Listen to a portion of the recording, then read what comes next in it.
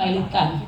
Artinya nanti aset-aset yang ada akan dijual, lalu akan dibagi kepada, yang pertama memang kepada pajak dulu, lalu yang kedua kepada kita gitu. Artinya tidak ada sesuatu yang baik kalau dipilotkan. Yang kedua terkait dengan homologasi atau perdamaian. Nah, kalau pilot itu udah jelas asetnya yang dijual dan dibagi-bagi, dan kemungkinan tidak ada yang bisa, artinya asetnya kecil lah yang akan dibagi ke kita. Kalau homologasi, artinya masih ada harapan seperti itu. Nah, homologasi yang ditawarkan oleh manajemen adalah meng-cut off semua karyawan Indofarma Global Medica. Sekali lagi ya, saya bilang meng-cut off, artinya semua PHK, tidak ada yang tersisa. Semua, ya Pak. Yang kenapa ini diambil? Yang pertama, nasib karyawan lebih jelas. Yang kedua, hak-hak yang ada di tercantum di dalam PKB. Nanti saya sebutkan juga hak-hak yang karyawan yang didapatkan agar dibuatkan untuk BPJS supaya teman-teman juga bisa mencairkan ini. Dan yang ketiga, menurut manajemen ini berlaku adil untuk semua karyawan, jadi tidak ada yang tertinggal. Yang keempat, nanti kalau misalnya dibutuhkan untuk operasional kembali, mereka akan meng-hire. Nanti sistemnya akan seperti pro hire seperti itu. Nah, disebutkan juga di sini hak-hak yang terhutang yang akan dibayarkan oleh manajemen adalah gaji terhutang dan BPJS TK yang dibayarkan. Ingat ya, saya kasih catatan. Saya akan menyampaikan informasi yang kami terima ya, yang disampaikan oleh manajemen kepada saya, kepada kami pengurus ketika bertemu dengan Pak Yaser, yaitu gaji yang terhutang dan BPJS TK yang dibayarkan. Tidak ada disebutkan, hanya gaji terhutang, hanya gaji yang terhutang dan BPJS TK yang terbayar, yang akan dibayarkan. Itu saja. Mungkin Bapak Ibu sudah tahu ya gambarannya. Kita semua di cut off yang di GM ini. Lalu nanti kenapa ini dilakukan? Intinya tidak ada yang tertinggal, karena mereka tidak ingin ketika nanti disebutkan ada yang tertinggal, ternyata perusahaan tidak membaik. Artinya yang tertinggal akan mengalami pilot seperti itu. Nah, itulah informasi. Nah, kenapa saya kumpulkan? Kami pengurus ingin menyerap aspirasi dari anggota. Apa yang harus kita lakukan sebagai serikat pekerja untuk menyikapi kondisi ini? Karena kita tidak mungkin diam dong. Yang pertama, kenapa? Saya ingin menyampaikan kepada teman-teman, ini ketika di cut off yang dibayarkan hanya gaji terhutang dan BPJS. Bagaimana dengan tunjangan kita? Ya kan, bagaimana dengan belum ke pesangon? Bagaimana dengan ada tunjangan di PKB kita kan disebutkan. PKB kita ada tunjangan pendidikan, tunjangan kesejahteraan, tunjangan akhir tahun.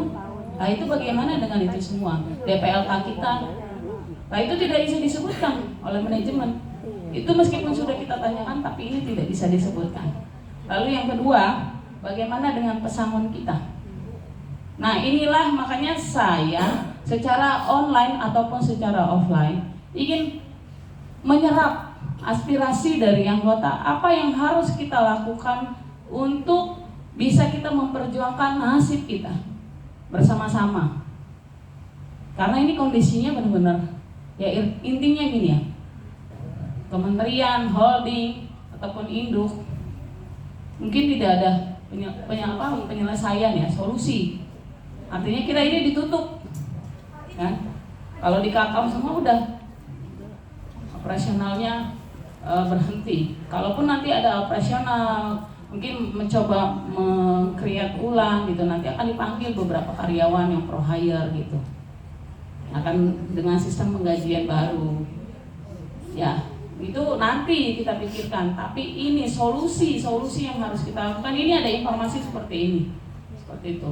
Inilah yang mungkin proposal yang menurut kami ini akan diberikan kepada vendor-vendor ketika PKPU ini. Yang pada dasarnya ketika kami bertemu, yang pasti pertama menolak. Karena saya bilang ini bukan keputusan saya saya pribadi, ini harus keputusan anggota. Lalu yang kedua, saya akan lakukan aspirasi Pak, saya minta forkom dengan anggota. Lalu saya kan membuat pengurus seperti apa keputusannya, kita harus bipartit. Tidak ada perundingan yang lain, yaitu bipartit. Ya, dia harus di dalam wadah bipartit. Bipartit itu akan kita bawa, bisa kita bawa ke perselisihan secara hukum. Seperti itu. Tapi saya ingin tahu nih, sebaik secara online ataupun secara offline, apalagi yang harus kita lakukan. Karena maksudnya karena saya paparkan dulu ya, apa sih yang sebenarnya pengurus sudah lakukan? Ya mungkin teman-teman sudah tahu ya. Kita sudah lakukan perundingan, berbagai perundingan, lalu dengan aksi-aksi yang di luar ya. Kita sudah UNRAS 2 kali, ke kementerian, ke kepresidenan, lalu kita juga sudah ke holding sudah 2 kali. Lalu kita baru-baru ini ke Komnas HAM, sudah melalui jalur politik juga sudah seperti itu. Dan yang terakhir kita tunggu kemarin, apakah ada perubahan terhadap kepemimpinan Pak Prabowo. Ternyata menterinya tetap sama nih, Pak Erick Thohir. Wamennya juga sama, tapi dia tambahin lagi jadi 3 kan wamennya. Seperti itu. Nah, kira-kira daripada teman-teman tadi saya dengar ada yang stres, ada yang mau give up. Saya tahu ini pasti kondisi yang memang benar-benar sudah tidak bisa. Siapa yang bertahan? Orang gajian 2 bulan aja baru dibayarkan 1 bulan. Dan kita ke media kan sudah nih. Saya sudah mulai rajin nih kasih berita ke Tempo, ya kan seperti itu. Kasih berita lagi. Ya saya juga bicara soal IGM sudah saya ambil suarakan gitu, bahwa IGM sudah belum gajian. Namun kan itu masih belum menarik tanda petik. Kami juga sudah juga sounding ke holding, bahwa holding ini melakukan pembiaran terhadap kita. Tidak ada kepeduliannya. Meminta IGM itu minta ke induk aja mengais-ngais, sama seperti yang dilakukan mau gaji aja minta proyeknya harus project finance, dan itu susahnya ampun-ampunan, bolak-balik minta surat apa segala macam. Saya tapi tidak memaklumi itu karena memang tetap IGM harus minta kepada induk. Namun mungkin usaha Pak Yesar juga sudah tidak henti-hentinya terhadap induk ini. Itu kan seperti itu. Tapi kita sebagai serikat pekerja, kita harus melakukan usaha, berbagai upaya. Meskipun terasa lelah dan panjang. Ini nanti kalau Indofarma sudah masuk melalui tentang gaji terhutangnya, sudah dimasukkan ke Kemenaker, nanti mungkin akan menyusul IGM. Tapi itu kan teman-teman harus tahu, ketika masuk ke tripartit PHI itu lumayan panjang, minimal bisa 1 tahun. Kalau ada teman-teman bilang 4 tahun itu tidak mungkin. Kalau hanya maksudnya istilahnya 1 runutan itu, ya kita prediksikan lama panjangnya tuntutan kita itu sampai ke PHI, sampai ke Mahkamah Agung. Itu saya kemarin berdiskusi ke LBHK itu 1 tahun. Nah, ya itu mungkin penjelasan saya. Kalau teman-teman ingin